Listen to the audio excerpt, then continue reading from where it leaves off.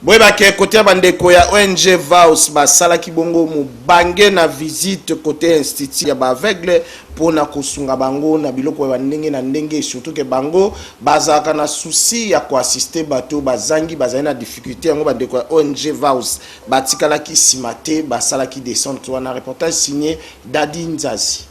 Bon, merci beaucoup. ONG Vision d'action pour les oubliés de la société Noko Vaus Namokuse.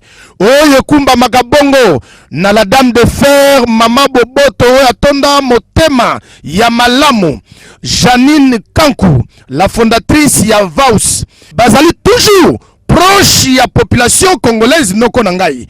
Bokanga pe boye bake bakitaki awa na Institut National Yaba Aveugle Oezwami awa na Avenue des Huileries na commune ya Gombe pona kotala ndenge bandeko na biso ba personne va avec handicap mingi ba aveugle bazali ko vivre awa.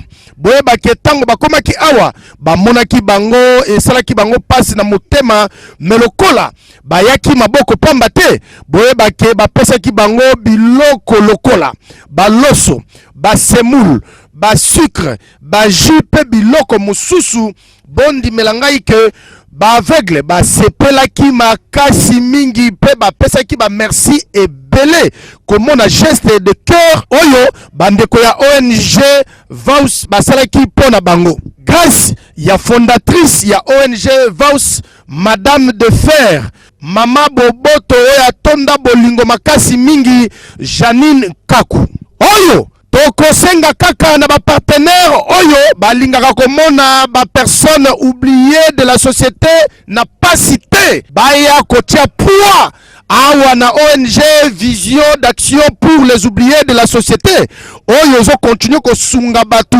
soki omoni bango yeba déjà que ba dona bino ba biloko na bino nyoso soutien na yo et kokomela ba personne vivant avec handicap. ONG Vision d'action pour les oubliés de la société toujours musala kitoko avec la fondatrice nango Madame de Fer Janine Kankou. Oh tolobakite yango tolobi déjà toujours musala kitoko na Vaus. Ogani